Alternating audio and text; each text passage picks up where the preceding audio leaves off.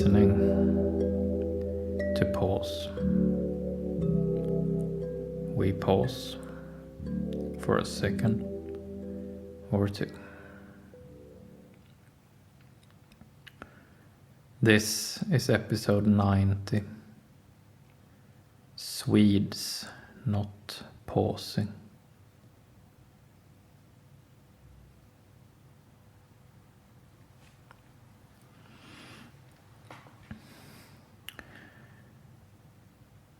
We live in stressful times right now.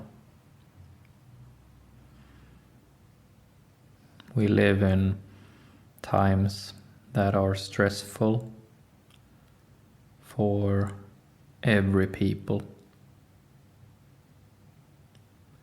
For every people on earth.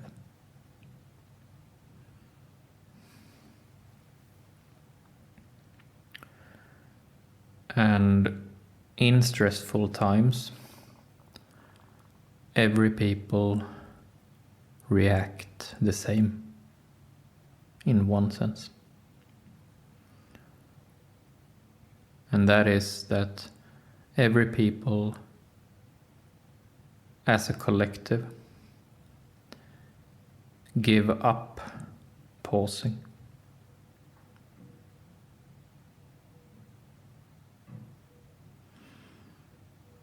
Pausing is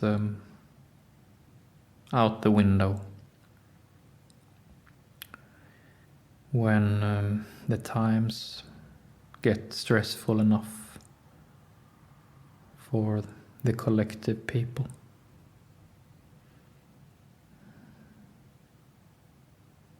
So, on the deepest level, this is true. On the deepest level. On the deepest level, every people react the same. They stop pausing. They don't pause anymore. They sort of react moment by moment without ever pausing and changing trajectory.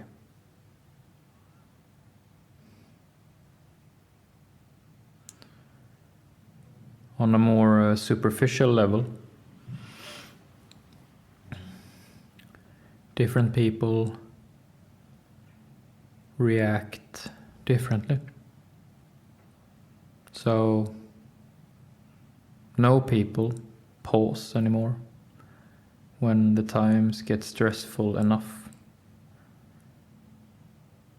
But depending on a people's history and a people's environment, they will react differently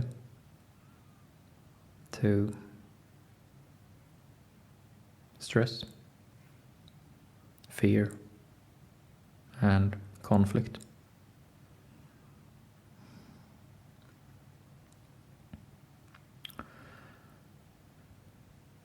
Today's episode is called Swedes Not Pausing. So, I am a Swede. I live in Sweden. I have done so for all my life. And the Swedish people is my concern. They are my responsibility. They are my people.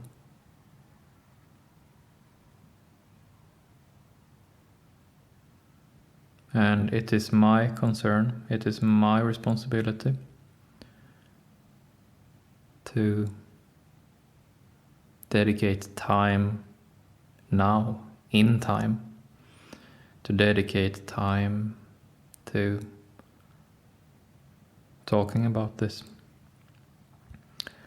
How does my people react to strong collective stress.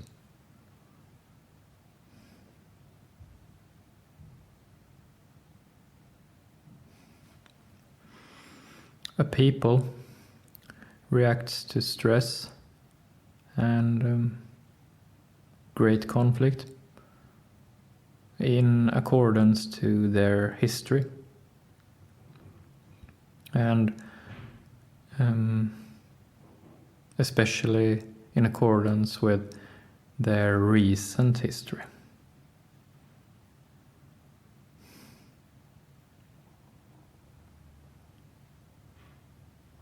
And in recent history, if we say the last 200 years, the Swedish people has not, as a people, as a collective, been in any conflict at all.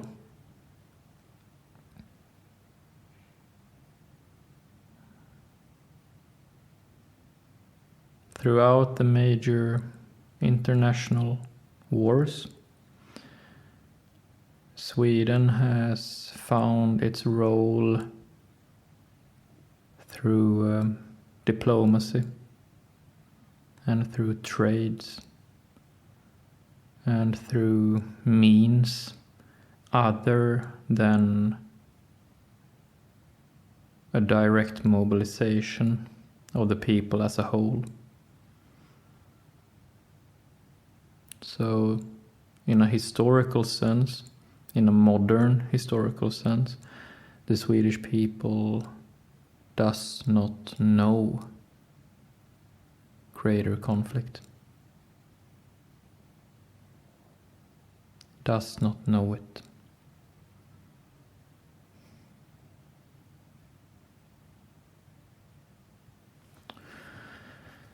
So to give any kind of account as to how the Swedish people react to great conflict, we have to go further back or go to how we react to strife, how we react to danger as a people due to environmental factors.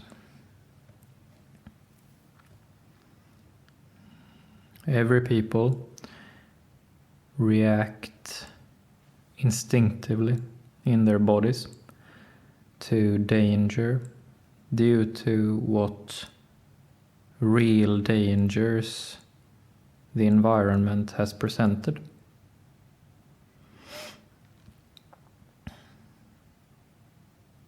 So if we look at Sweden's geographical placement and how the weather is and what kind of challenges and dangers Swedish people has had throughout history, we can identify a few things.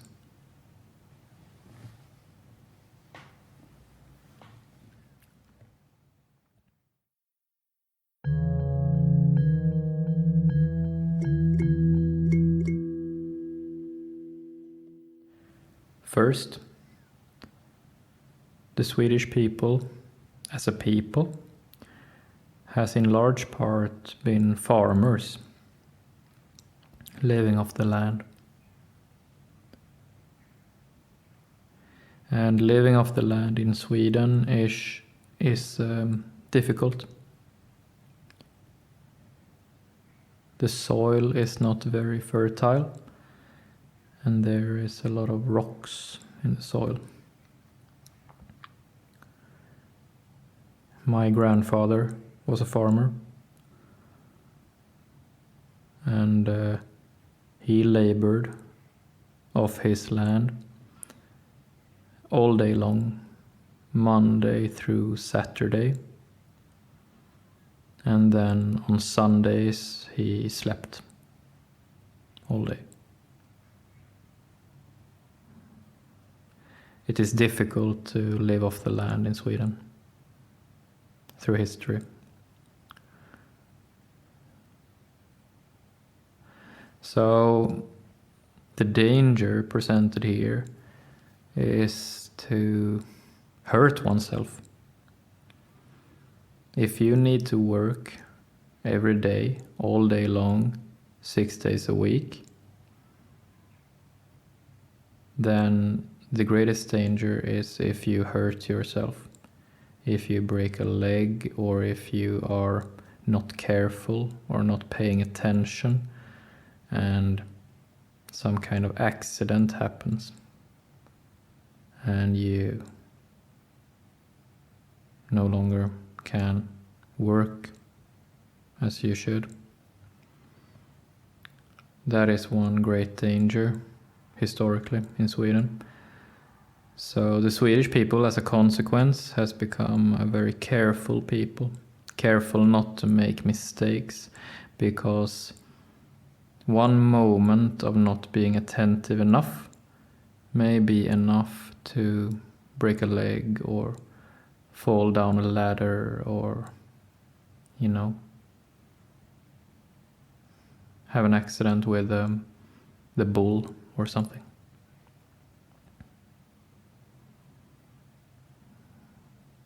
So, in times of danger, the Swedish people grow very careful, very detail-oriented,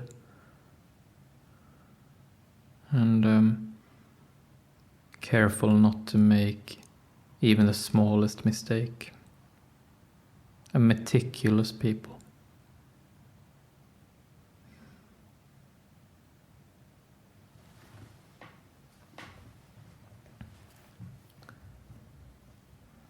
Second,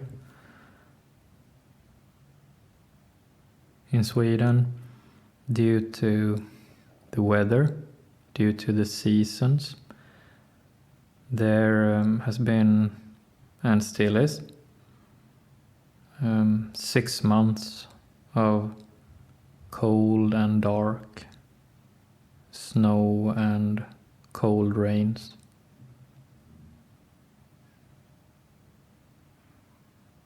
So it is deeply imprinted in Swedish people to be very mindful of cold, bad weather. A common cause of death in Sweden has been disease. Different diseases due to not being warm enough, not being dry enough, and not being well fed enough. So disease is something the Swedish people is very scared of and has great respect for.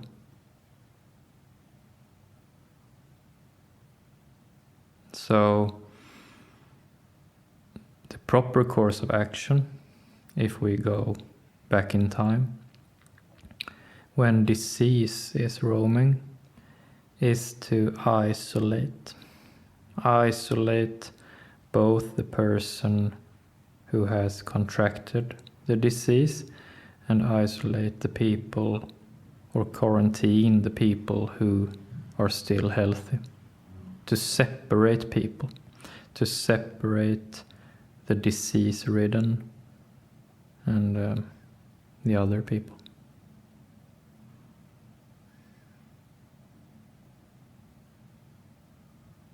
So in Sweden, for the Swedish people, the collective sense sometimes will have to stand back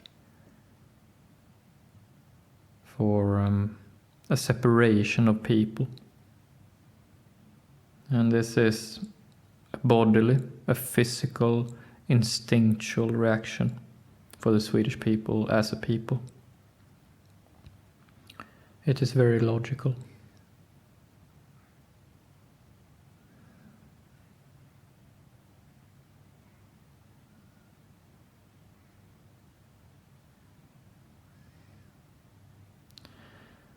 Thirdly, there has been much food shortage in Sweden. So the Swedish people, going far back, is quite accustomed to not being fully fed, to be more or less hungry, to walk around on an empty stomach.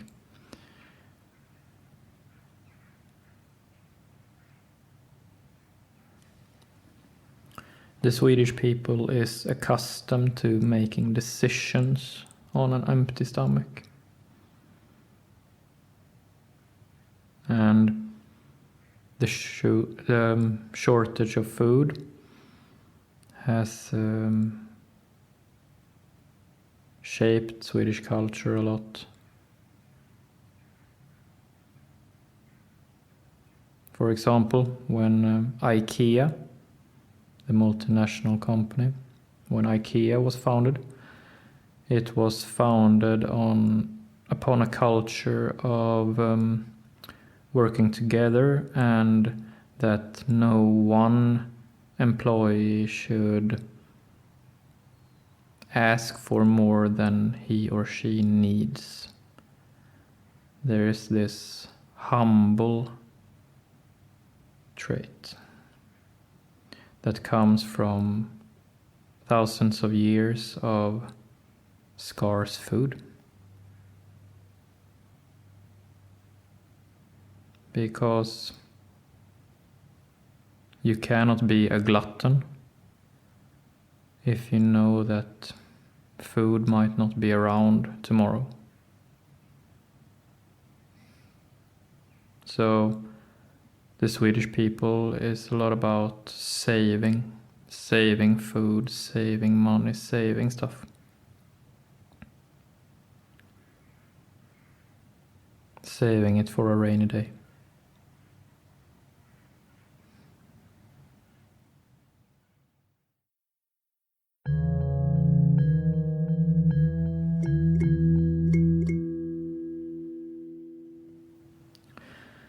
And as we pause going forward through these times,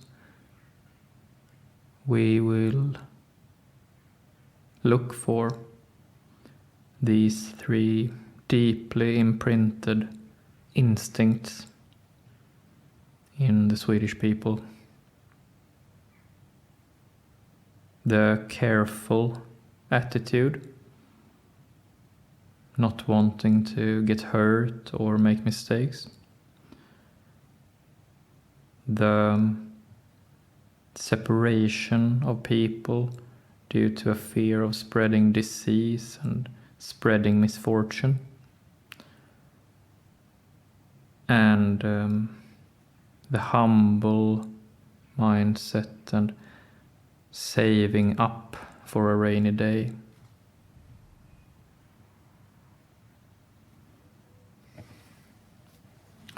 Lastly, I will relate these three characteristics to the Swedish people in the face of danger. I will relate it to our modern day and the changes taking place now. And I will focus primarily now on this industrial revolution going on right now. So given this industrial revolution, and we have just said that Swedes are a careful people, Swedes are afraid of making mistakes, Swedes separate misfortune from fortune, and that Swedes are humble people. If we combine these three with the industrial revolution going on right now, the computerization, the digitalization, the internet of everything, that everything is connected through the internet, and AI taking a greater role in this infrastructure, automated digital bureaucracy.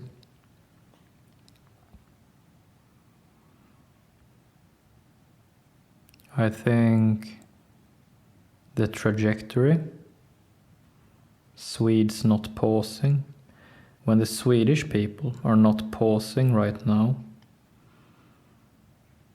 our careful, afraid to make mistakes mindset, our separating people from people due to isolating misfortune so it doesn't spread too much or too fast, and the humble mindset, all these point to this industrial revolution, the digital automated programming mindset, sitting in front of a computer, navigating different smart devices, trying to find ever new innovations when it comes to finding careful, custom-made solutions. All of this is due to the Swedish deeply embedded mindset.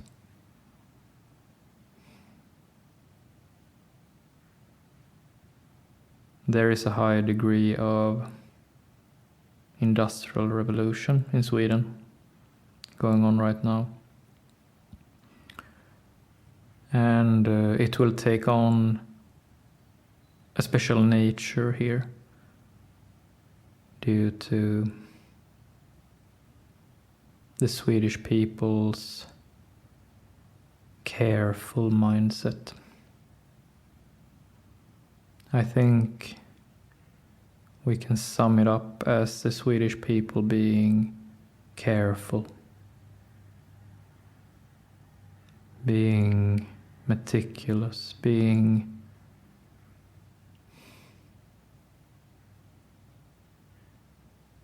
always mindful not to make mistakes.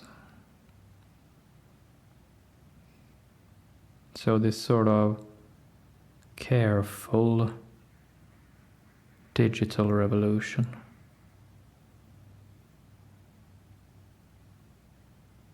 careful computing,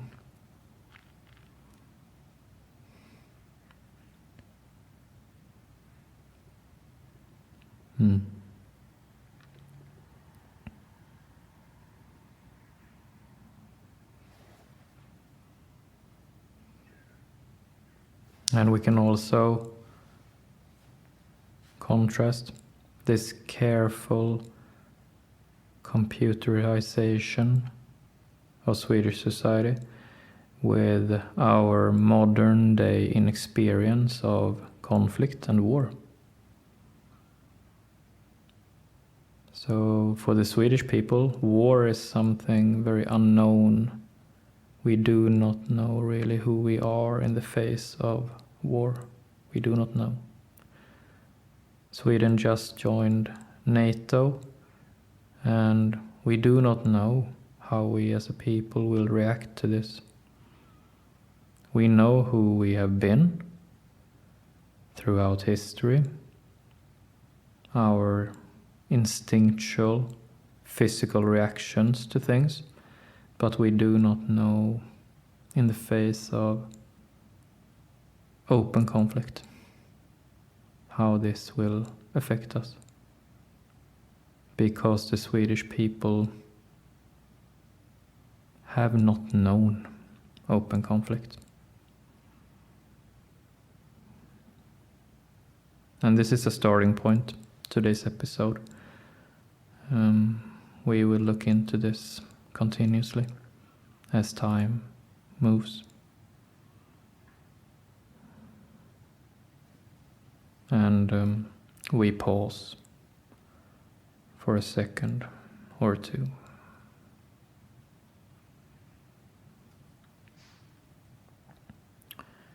That's it for today. Thank you.